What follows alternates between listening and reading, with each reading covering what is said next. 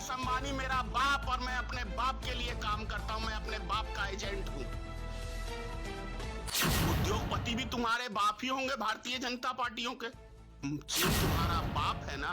कि इस मीडिया के मालिक सुभाष चंद्रा को तो दे जूते मारता मुंह पे।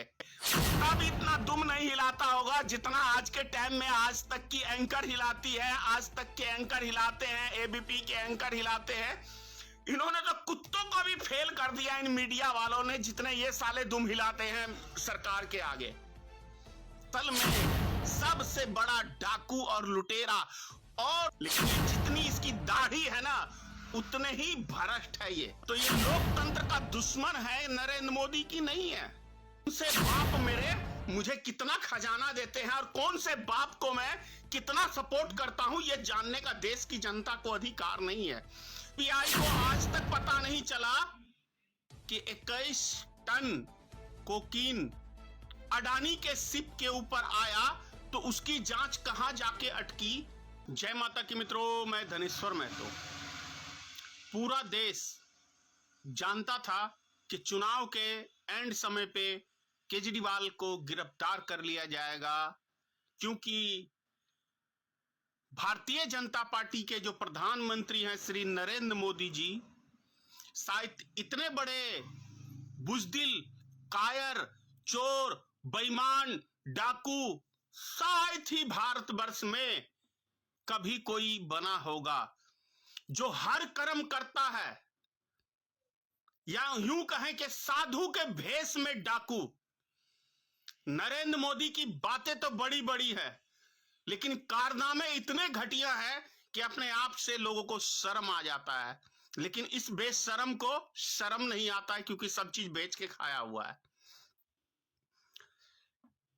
देश की सीबीआई और ईडी, इनके आप कारनामे देखें और इनकी ईमानदारी आप देखें तो सचमुच जिस देश में ऐसे भ्रष्ट अफसर पैदा होंगे और रहेंगे, जो सरकार के तलवे चाटने वाले अफसर बनेंगे, निस्संदेह वो देश कभी विश्व गुरु नहीं बन सकता है। क्योंकि ईडी और सीबीआई को आज तक पता नहीं चला कि 21 टन कोकीन अडानी के शिप के ऊपर आया तो उसकी जांच कहां जाके अटकी। किसी ईडी और किसी सीबीआई के अधिकारी के चूतड़ों में दम नहीं है कि जाके मोदी सरकार से यह पूछे और अडानी से पूछे कि आपके शिप के ऊपर ये 21 टन कोकीन कहां से आया और ये किसका है। मोदी की मैं कह रहा हूं गांड में दम नहीं है कि अडानी के खिलाफ एक शब्द बोल दे, और ये ईमानदारी का ढोल पीटता है कि मैं ईमानदार हूं, मैं ईमानदारी से काम करता हूं। मोदी ने इलेक्ट्रॉन बॉन्ड पेपर पे कानून बना गया कि इसे जनता को जानने का अधिकार नहीं है कि कौन से बाप मेरे मुझे चंदा देते हैं, कौन से बाप मेरे मुझे कितना खजाना देते हैं और कौन से बाप को मैं कितना सपोर्ट करता हूं, यह जानने का देश की जनता को अधिकार नहीं है। तो यह लोकतंत्र का दुश्मन है, नरेंद्र मोदी की नहीं है।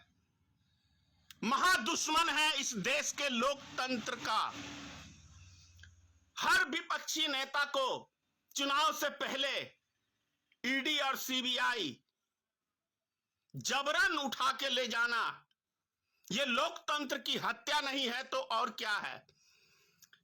मैं नरेंद्र मोदी को बुजदिल, कायर प्रधानमंत्री इसलिए कह रहा हूं कि इसके चूतड़ों में, पिछवाड़े में दम नहीं है कि विपक्षी के सामने उनके सवालों का जवाब दे सके। ये चुनाव मैदान में आमने सामने जाके बात करने की इसमें दम नहीं है। इसमें दम नहीं है मीडिया में कभी प्रेस कॉन्फ्रेंस करने की। यह ऐसा बुजदिल, डरपोक प्रधानमंत्री है कि ईमानदार मीडिया से ऐसी फटती है कि उनका सामना कभी ये नरेंद्र मोदी नहीं कर सकता है, ना ही कोई भाजपाई कर सकता है। क्योंकि ये असल में सबसे बड़ा डाकू और लुटेरा, और डर उन्हीं व्यक्तियों को होता है जो कहावत है ना कि चोर की दाढ़ी में तिनका, तो मोदी की दाढ़ी जरूर बड़ी है, लेकिन ये जितनी इसकी दाढ़ी है ना उतने ही भ्रष्ट है ये। मतलब एक एक बाल इसकी भ्रष्टाचार में, मोदी की दाढ़ी में, मतलब जो जितनी दाढ़ी है उतना ये भ्रष्ट प्रधानमंत्री है हमारे देश का। ये हमारे लोग का दुर्भाग्य है और ये हमारे देश का बहुत ही बड़ा दुर्भाग्य है कि ऐसा कायर, ऐसा डरपोक, ऐसा बुजदिल प्रधानमंत्री जबरन चाहता है कि हम सत्ता पे काबिज हो। तभी तो ईवीएम का सहारा लेके ये चुनाव जीतना चाहता है, ईडी और सीबीआई का सहारा लेके ये चुनाव जीतना चाहता है, क्योंकि काबिलियत कुछ नहीं है। तो करोगे क्या? ईडी और सीबीआई का ही तो सहारा लोगे। मोदी जी, शराब घोटाला क्या, अजीत पवार के ऊपर तो आपने 70,000 करोड़ घोटाले का आरोप लगाया था ना, फिर उसको अपनी गोद में बिठा कैसे लिया? तुम ईमानदार हो? कैसे हो? देश में जितने भ्रष्टाचारी व्यक्ति हैं वो सारे आज भारतीय जनता पार्टी की गोद में बैठे हुए हैं। तो कैसे ईमानदारी का ढोल पीट रहे हो? और हमारे देश की सबसे बड़ी दोगली मीडिया आज तक, न्यूज नेशनल, ये क्या कहते हैं, जी न्यूज, एबीपी न्यूज, ये जितने इनके मालिक हैं इतने बड़े लुटेरे और डाकू हैं, और ये मीडिया के नाम पे ऐसी भड़ुआगिरी करते हैं जिसकी कोई सीमा नहीं है। सच्चाई से दूर दूर तक का कोई इन मीडिया वालों को रिश्ता नहीं है।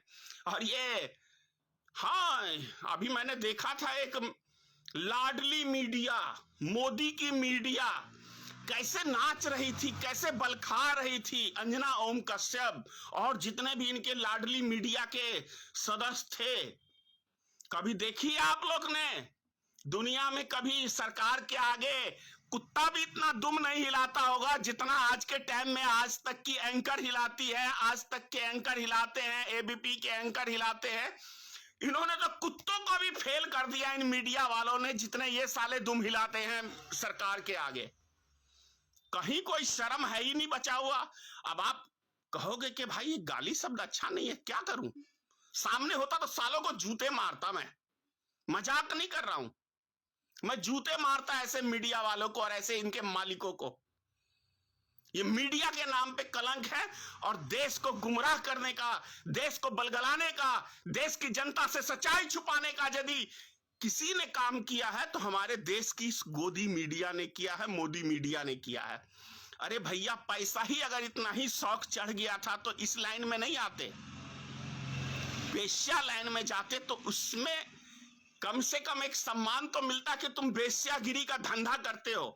लेकिन नाम रख रखा है तुमने ईमानदारी का कि हम देश को सच्चाई बताते हैं, देश को रूबरू कराते हैं, लेकिन उसके पीछे इतना घटिया हरकत, इतना कि कुछ कल्पना नहीं कर सकते हम लोग। और आम लोग सीधे साधे, उनको क्या पता कि हमारे देश की जनता ही हमें लुटवा रही है, हमारे देश की माफ करना, हमारे देश की मीडिया ही हमें लुटवा रही है। इनके मालिक दलाल हैं, सरकार के दलाल हैं, और ये चाटुकारिता की हर सीमा पार करके बैठे हुए हैं। जी तो करता अगर मेरे सामने होते ना इस मीडिया के मालिक सुभाष चंद्रा को, तो दे जूते मारता मुंह पे और पूछता क्या मीडिया का कर्तव्य होता है। तभी तो 75,000 करोड़ माफ हो जाता है। भाई दलाली करोगे तो माफ तो होगा ही।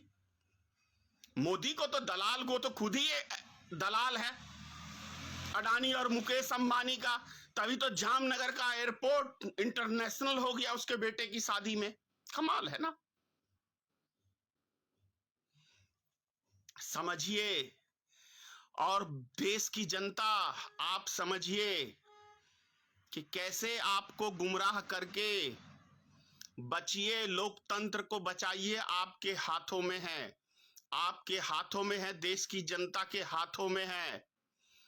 ऐसे भ्रष्ट, ऐसे तानाशाह, ऐसे डरपोक जो चीन हमारा जमीन कब्जा कर लिया, उसके ऊपर बोलने के मोदी के पिछवाड़े में जरा भी दम नहीं है, ना ही किसी भारतीय जनता पार्टी के सदस्यों में दम है कि एक शब्द बोल दे।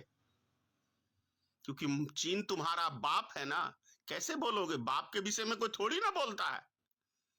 उद्योगपति भी तुम्हारे बाप ही होंगे भारतीय जनता पार्टियों के, तो बाप के विषय में कैसे बर्दाश्त करोगे?